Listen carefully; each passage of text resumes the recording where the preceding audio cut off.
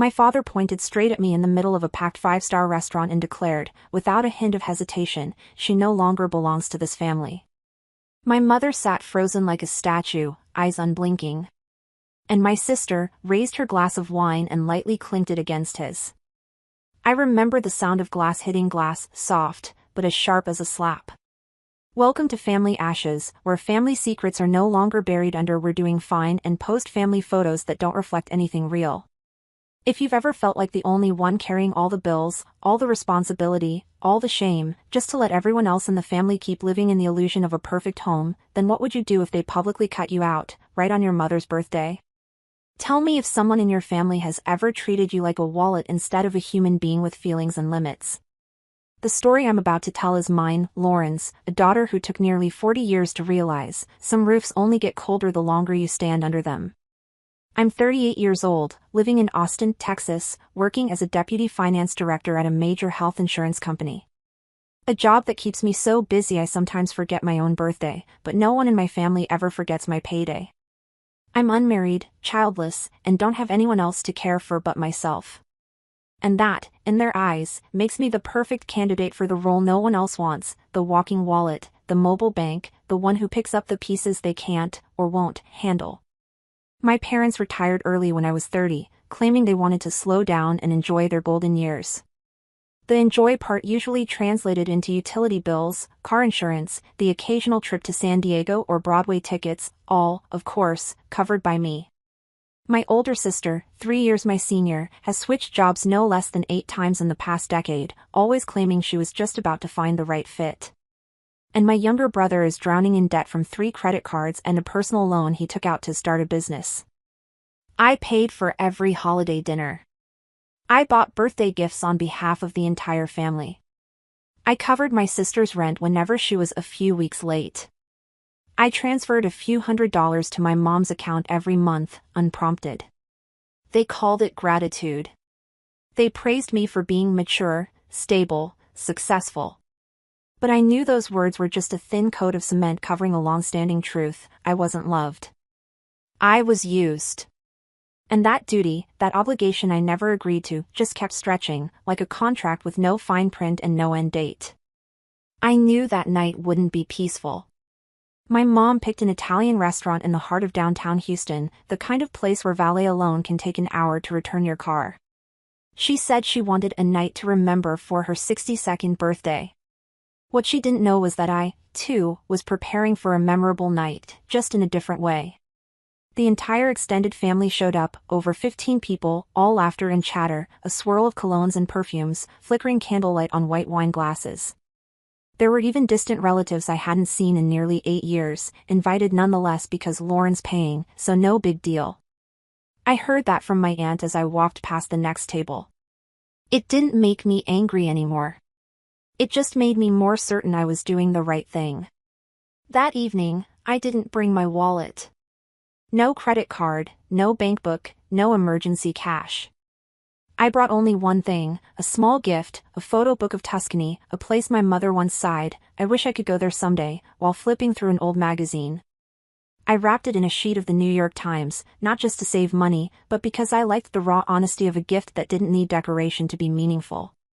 I wanted to see what would happen if I didn't reach for my card, didn't silently slide it to the server when the check arrived. Would they manage? Or would they stick to the same tired script, with me as the backstage crew member always ready to step in when it was time to say, "Thank you for being so understanding"? I was ready not to step in this time. And maybe that's what made everything that followed so irrevocable. After the rich panna cotta was cleared away, along with the lingering laughter from a few dull stories told by the in-laws, my father suddenly stood up. He held his wine glass like a politician preparing to take the podium, gently tapping the rim with the edge of his knife, sending a ringing sound across the noisy setting. The people around the table gradually quieted, as if they had already been told he would be saying something important. I hadn't. I simply placed my napkin softly on my lap, keeping both hands steady on my glass of water. I had sat through dozens of birthday dinners like this, expensive wine, appetizers no one ever finished, hollow toasts wrapped in fake smiles and lukewarm pats on the back. But this time, something felt different. The air thickened. My father began with familiar phrases, praising my mother as a resilient woman, the heart of our family. He recalled the difficult times we had gone through together, though I couldn't quite remember when I had been included in that journey. Then he turned to look at me. His eyes were no longer soft, no longer vague as they often were. This time, they were sharp as a blade. And when he spoke, his voice remained calm, still sounded like a formal speech, but I knew clearly that what he was about to say was meant for no one else but me. And there are those, he said, who may share our name, but clearly no longer belong here. That sentence dropped into the middle of the table like a stone thrown into a still lake. No one laughed. No one gasped. No one said a word. They weren't shocked. They weren't confused. They just let it pass like something they had already heard before. My sister raised her glass. The pale champagne reflected the overhead lights. She clinked her glass with my father's, then looked straight at me and nodded gently. Finally. Just one word. But it echoed like the final door slamming shut in a house once called home. I looked around. My mother lowered her gaze to her plate, twisting her worn wedding ring as if counting the seconds. My cousin was scrolling through her phone. The waiter stood awkwardly to the side, unsure if he should step in with the check that hadn't been called for. In that moment, I didn't feel angry. I didn't feel hurt. I just felt light.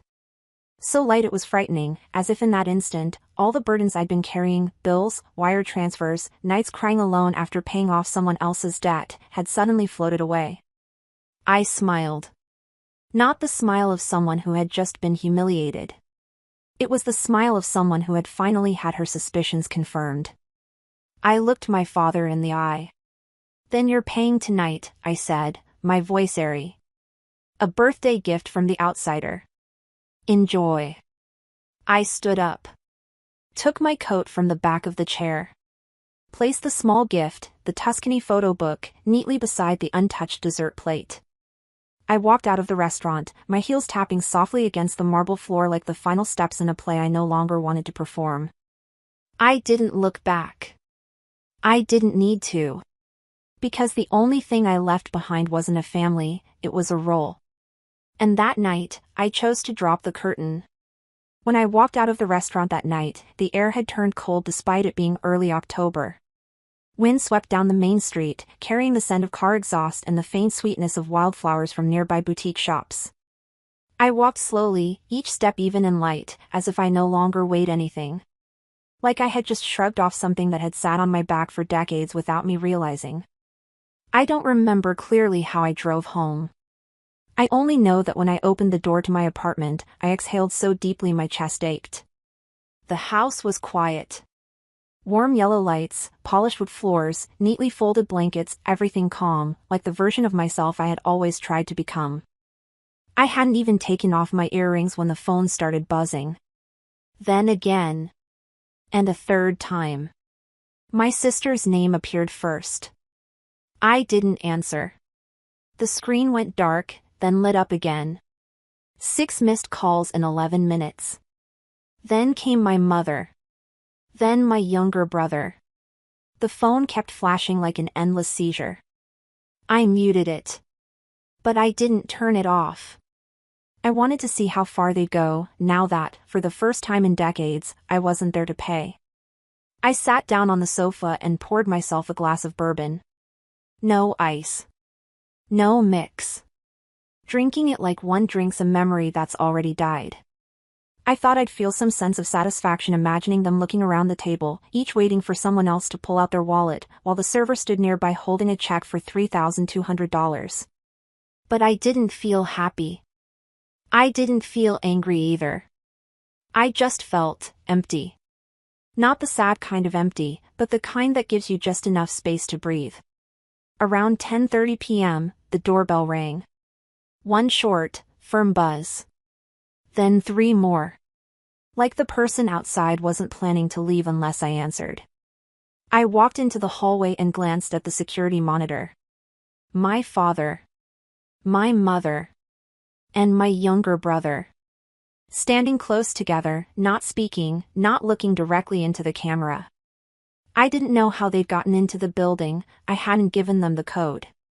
Maybe a well-meaning neighbor hit the buzzer, assuming they were guests.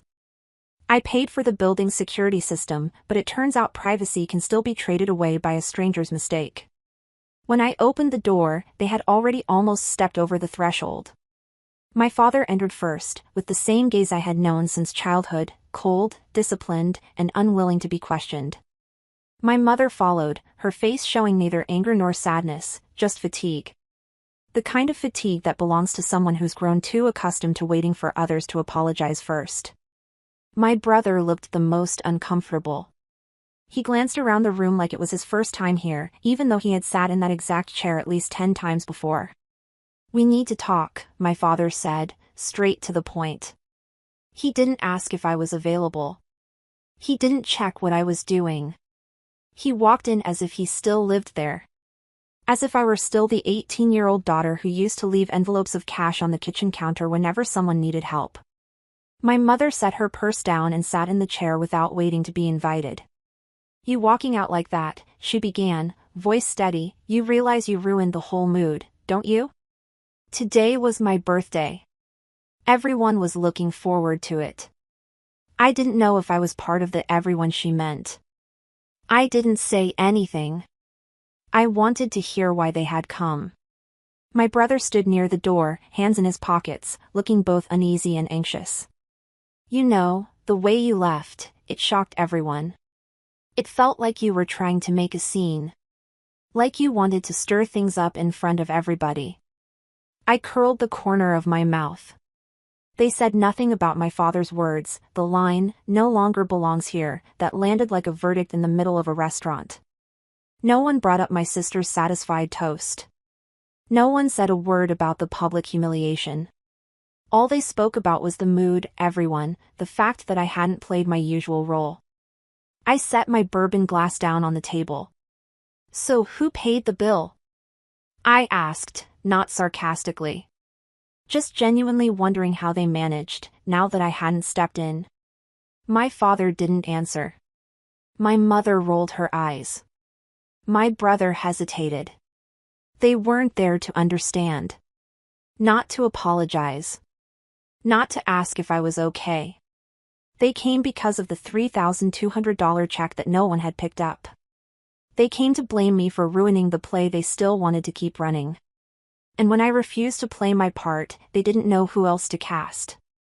In the script they wrote for our family, I wasn't allowed to leave the stage. But tonight, I had. And they couldn't handle the silence that followed.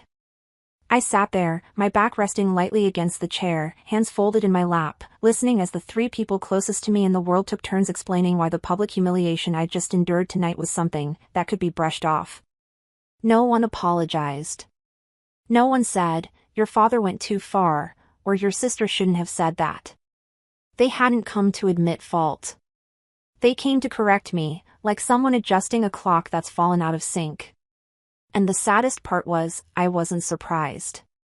My father spoke first, his voice calm, like he was running a board meeting. Not a single crack in his tone. "You overreacted, Lauren. It was just a joke. A birthday party, that's all. No one meant anything by it." "A joke," I repeated silently. A joke delivered formally, in front of more than 10 relatives, with a direct stare and a voice that never once wavered from start to finish. My mother set her water glass gently on the table, not looking at me, her eyes fixed on her hands like she was debating whether or not to pick the glass up again. "Your sister didn't mean anything by it. She just lost control. She's been stressed all month. You should have understood that." I wanted to ask, understand what, exactly? That someone can raise a glass to my exile from the family, and I'm supposed to excuse it because they're stressed? Do they think I've never been stressed? That I haven't cried in the middle of the month because I covered rent for someone else and still had to smile when I got another birthday invitation layered in unspoken costs?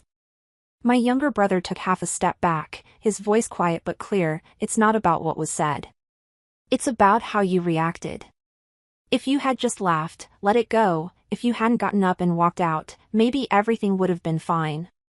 That sentence made me pause for a few seconds. Not because I was hurt, but because I was stunned by the raw honesty of it. They didn't need me to stay quiet because they didn't know what they'd done was wrong. They needed me to stay quiet so things could keep running the way they always had. I was the hinge on the door they called family. And when the hinge breaks, the door falls. I looked at each of them in turn. I wasn't angry anymore. I wasn't confused. I had been preparing this answer for years, just never said it aloud. No, I said, my voice low but firm. The problem isn't how I reacted. The problem is that for years, I carried this entire family, carried the finances, carried the responsibilities, carried the silence so no one else would have to feel uncomfortable. And then one day, when I stopped paying, stopped staying quiet, stopped smiling through it all, suddenly I was the traitor. I paused, giving them time to process it. No one spoke. No one held eye contact for more than a second or two. My mother blinked rapidly. My brother looked down. And my father, the man who had never believed in right or wrong, only in control, looked like he was trying to calculate what happens when the last pillar walks away before he can put up a replacement.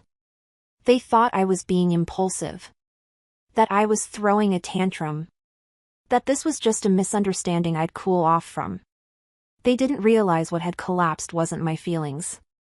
It was my loyalty, something they had spent, bit by bit, until there was nothing left. And now, they were facing someone they no longer had a hold on. Someone who wasn't performing anymore. Someone who wasn't waiting for an apology. And someone who wasn't afraid of being left behind. Because the truth is, I had been left behind a long time ago. I just hadn't noticed until now. The next morning, just as the sun rose above the Austin skyline, I turned on my computer like I always did to check work emails. But my hand paused on a familiar notification, the automatic transfer to my sister's account. $150 a month, consistently, never late. It had started in March last year, after she called me in the middle of the night, her voice trembling, saying she was about to be evicted if she didn't make rent. I didn't ask many questions. I just nodded and set up the transfer like a reflex. She never thanked me. Never asked if I was okay. Every month, when the money landed in her account, I received nothing but silence. It had become the default. That morning, I sat in front of the screen, looking at the number $150 beside the cancel button. I didn't hesitate. I didn't weigh it. I clicked. No message. No warning. No explanation. For days later, the backlash rolled in like a tidal wave. First came a curt text from my sister, rent got bounced. What happened? I didn't reply. 2 hours later, the phone started ringing. And ringing. 3 missed calls. 6. 8. I finally muted the ringer and switched to silent mode. I had heard enough at the birthday dinner to know their words weren't meant to understand, only to accuse. That evening, my mother called. Her voice was high and full of blame, as if I were the one who had driven my sister into homelessness. She cried all night, my mom said. She doesn't know what's going on. Do you ever think about other people's feelings, Lauren? I wanted to laugh, but nothing came out. I turned off the phone, sat down on the couch, and poured myself a cup of black tea that had gone cold from the morning. Over the next 2 days, I received an email from a cousin in Seattle I rarely spoke to. The subject line read, "Can you lend a hand?" I opened it. Inside was a screenshot of a message from my mother, lamenting that I was showing signs of serious depression, losing control of my behavior, and needed quiet time to recover. There was even a part she sent to my uncle on my father's side. She's not herself anymore. We're worried. They were rewriting the story, line by line, memory by memory. I was no longer the daughter who carried everything, who gave quietly, who paid without asking. I had become the unstable one, a shell of who she used to be, someone who needs help but won't admit it. They couldn't handle the truth, that I had simply chosen to step away. By Saturday night, when the calls and texts had dwindled into a quieter rhythm, I called the one person I knew still listened, my grandfather. He hadn't attended the birthday dinner due to health reasons. He was also one of the few who had never asked me for anything except to visit at Christmas and tell him a few stories about life. I told him everything. Every detail. From my father's words at dinner, my mother's look, my sister's toast, to the months and years I had quietly sent money, covered debts, and kept silent. He didn't interrupt. Didn't cut in. He just listened. And when I finished, my throat dry from talking so much, he said just one sentence. "You just need to tell the truth. I'll take care of the rest." That was it. And I almost cried. Not because he was going to fix it, but because for the first time, after everything, someone stood by me without asking me to pay for it. Without needing me to prove anything. All I had to do was be honest and let go. I didn't know exactly what had happened at that brunch. All I knew was that when I checked my phone late Sunday afternoon, the screen lit up with messages that weren't like the usual ones. Not missed calls, not complaints or demands. These were hesitant, slow messages, like the senders weren't even sure they had the right to say what they were saying. Carla was the first.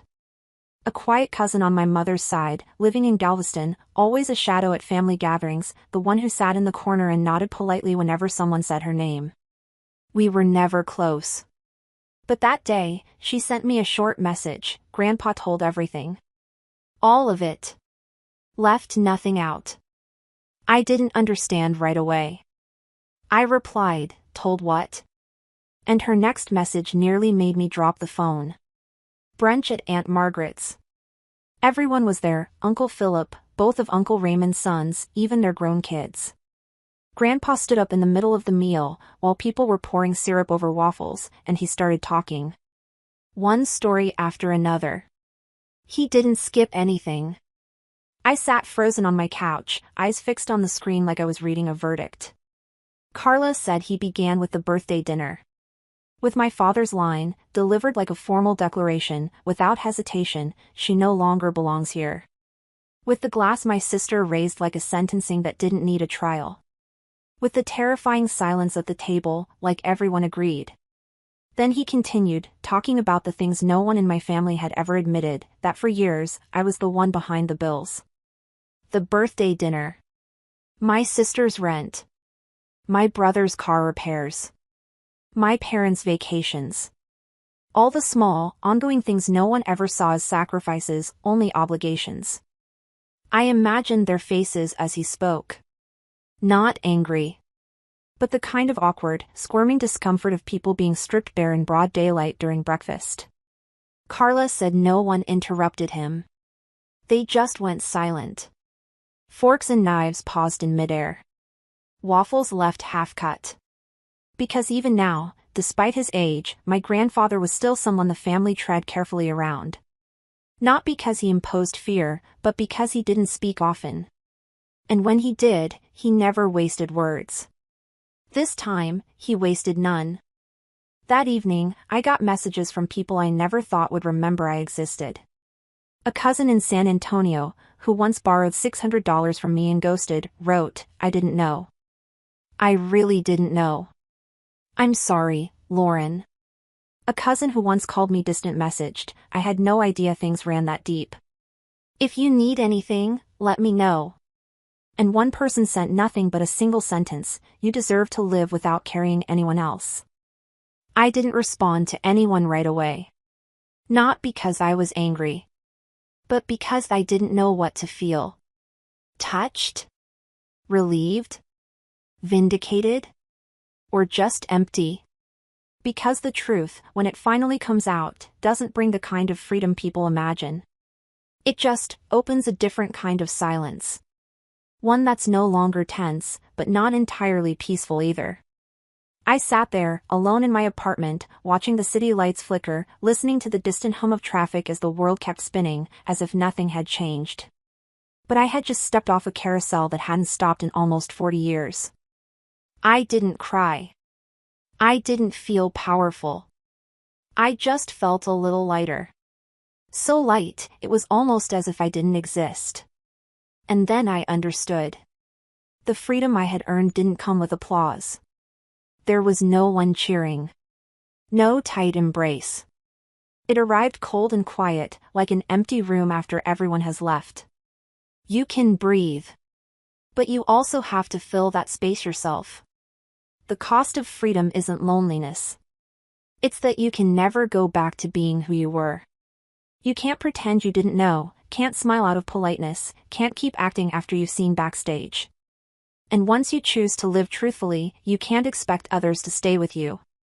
I don't yet know what life ahead will look like. But that night, when I set my phone down and turned off every device, I understood one thing more clearly than ever: I no longer had to rewrite my own story in the dark. Because those who needed to know already knew. And those who didn't want to know. I wasn't holding the role of explainer anymore. I was done being the one who carried. And from now on, I would walk forward without looking back to see who might be falling behind. I thought they'd stay silent after what Grandpa did. I thought once the truth had been laid out on the table like a dish no one wanted to touch, they'd stop. But I forgot, truth, in my family, is never the ending. It's just a temporary disruption in the ongoing war for narrative control. And they struck back in their own way, cold, wordless, and full of symbolism.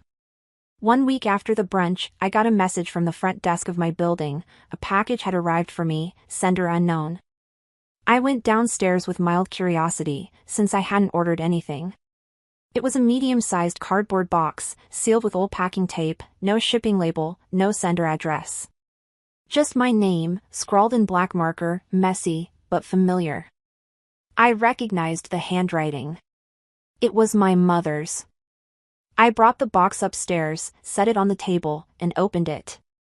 Inside were a few old shirts I had left behind at their house long ago, the kind I wore in college, the fabric worn, colors faded. There was a white coffee mug with the phrase "You got this" printed on it, the one I used to keep at my old office. There was a photo of me around age 10, standing in front of the house with pigtails and a smile that didn't quite reach my eyes. And there was a card. The kind of cheap card you get from a dollar store, decorated with faded floral borders. Inside, in the center of the otherwise blank page, was one line. If this is what you want, then here it is. No signature. No explanation. No "we love you." No "we're disappointed." Just a cold severing, wrapped in meaningless relics. I stared at the box for a long while. I didn't cry. I wasn't angry. I just felt something lift, something ease inside me. They wanted me to understand that I had separated myself from them, and now they were doing the same. But what they didn't understand was that I had already left. The day I walked out of that restaurant without looking back, I stopped existing inside the structure they were trying so desperately to preserve. I took the box down to the recycling bin on the corner. Not because I hated what was inside, but because none of it said anything about me anymore. Those were objects from a version of me they used to control. I didn't need to keep the evidence. I didn't need to hold on to artifacts of what I'd survived. That night, I did what I had put off for years. I deleted every phone number tied to them, my father, my mother, my sister, my brother, and even the ones who had silently taken their side. I left every family group chat, Thanksgiving planning, family only, mom's health. I canceled the Dropbox account I had once shared with my sister to store pictures of her children, kids I'd never even met. I logged into my phone plan and removed the secondary line my brother still used to make free calls. I deleted. I canceled.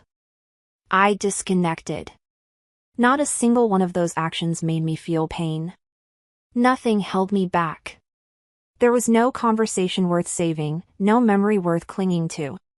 Just scraps from a role I had already refused to keep playing. Cutting off isn't shattering. It's shutting down.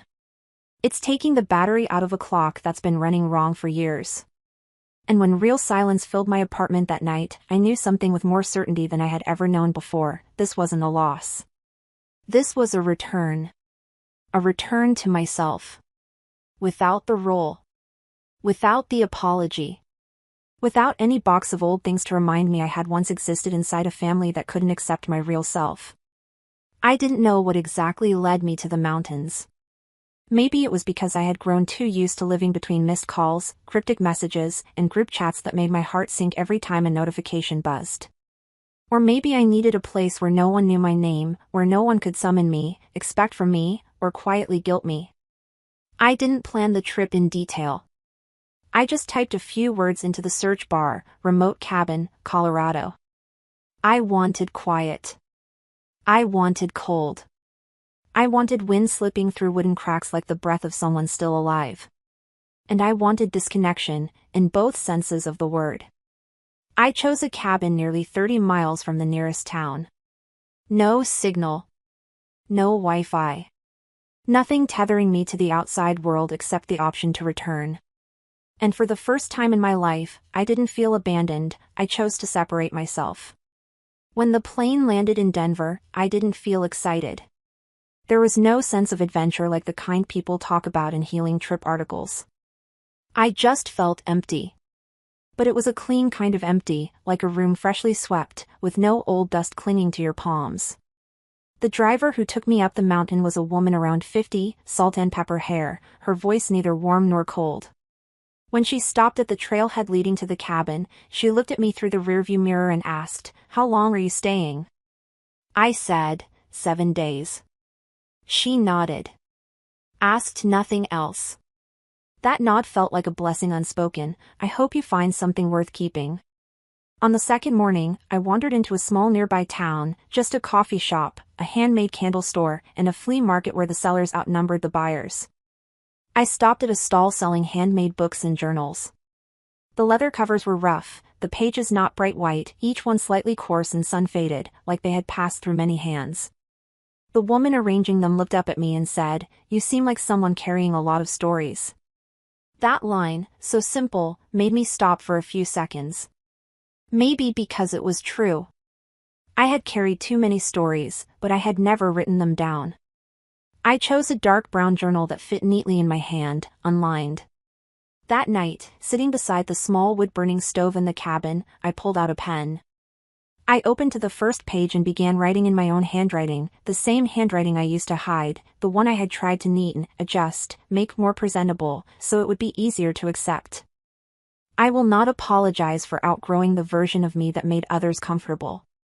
I read that line over and over again. It wasn't a declaration. It was a confirmation. That I had grown. Not in age, but in the sense that I had stopped living according to scripts written by other people. I was no longer the quiet, obedient, faceless version of myself. I had stepped out of the shadow of the good one to become someone real. And maybe that made others uncomfortable. But I would no longer apologize for that. On the fourth day, I spent the entire morning writing my story. I left nothing out. I didn't soften it. I didn't dilute it. I wrote down every single thing I had done, the money I transferred, the gifts I quietly signed from all of us, the times I stepped back so others could step forward. I wrote about that dinner, about my father's words that cut like a blade, about my mother's eyes that didn't stop it, and my sister's satisfied toast. I wrote it because I needed to see it all laid out, as proof to myself that I hadn't imagined this pain. I sent what I wrote, along with a few photos of receipts, some text message screenshots, to 8 people, not many, just the ones I knew had been told a different version of the story. I didn't send it asking for sympathy. I sent it to close the loop. To stop being misunderstood. To stop holding the narrative inside me. I ended the letter with a single line: "I don't need you to believe me. I just can't keep pretending silence is the same as keeping the peace." Only 2 people replied. Nathan, my cousin, the one I once helped buy his first car. He wrote, "I didn't know it was like this. I'm sorry. You deserve more peace than this." The other was my uncle, my mother's younger brother. He messaged one short sentence: "Now I understand why you stayed silent for so long. Thank you for telling it." Just 2 people. But that was enough. Not because they believed me, but because for the first time in my life, I didn't write to be believed. I didn't tell it hoping for a nod of agreement. I wasn't living to please anyone anymore. I wrote because I needed to see the truth, in my own voice. Not trimmed down. Not warped. Not retold as she's just too sensitive. That night, I lit a small candle in the cabin. Outside, wind passed through the pines, cold, sharp, and clean like a beginning. I placed the journal beside my bed, the candlelight flickering against the white page like a quiet reminder. I had written. I had lived. And this time, I didn't need anyone to read it to make it real. This was rebirth. No fanfare. No victory parade. Just someone who had finally dared to live for herself. And had the courage not to apologize for it. I used to think that if I ever walked away from my family, it would feel like losing a limb, like someone cutting the final thread between me and what I once called roots. But it didn't. There was no blood. No pain. Just a sense of lightness, like slipping off a pair of shoes that were far too tight after wearing them all day. Not because I hated the shoes, but because I finally admitted they had never really fit. Now, when I think of them, I don't feel longing. And that used to make me feel guilty. How can you not miss your own family? But then I realized, I don't miss them because they never really remembered me. They remembered what I did for them. Remembered the person behind the camera, behind the bill, behind every thank God Lauren was there. They didn't remember me, the whole person, messy and complicated, sometimes tired, sometimes angry, always trying to understand but never once asked, "Are you okay?" I didn't walk away from my family. I walked away from a script I was never allowed to write. I was born into it, handed a role, and every time I tried to deviate from the lines, the whole stage would freeze, just to remind me, this isn't your story. You're just here to keep it running on cue. But I don't want to live like background software anymore. I don't want to be a supporting character in my own life. And if stepping out of the role makes them call me the villain, then so be it. I'd rather be the villain in their story than stay the victim in mine. Because villains, at the very least, get to say no, they get to stop. To turn away. To drop the weight that was never theirs to carry. Victims, they only exist to endure. And I've endured enough. Now, every morning when I wake up, I don't have to check messages to see who needs something from me. I no longer ask myself, if I don't help, how will they manage? Because I've realized, they always had ways. I was just the easiest one. I make coffee for myself. I go for walks not to escape shouting, but to listen to my own breath. I write without fearing I'll be misread. I speak without waiting to be understood. And I live, finally, not as anyone's version of me, but as myself. Not perfect. Not convenient. But real. And if that makes me uncomfortable to someone, then they're free to leave. Just as I once left. Not because I stopped loving. But because I started learning to love myself. And real love never demands you disappear so others can feel at ease. Never. What about you? Have you ever stepped out of a relationship, not because you stopped loving, but because you could no longer accept a role you never agreed to? Have you ever been called selfish just because you said no for the first time? Tell me your story. Even if it's just a moment where you chose yourself. Even if it's just a quiet refusal. That alone is proof you're living truthfully. Because sometimes, the greatest lesson we learn isn't how to forgive others, but how to stop apologizing for having the courage to change. Leave a comment if you've ever been the one carrying your whole family, and one day, you let go, not to run away, but to be free. And if this story speaks to something inside you, don't forget to follow Family Ashes. Here, we don't sugarcoat family, we tell the truth. And truth, sometimes, is the very beginning of healing.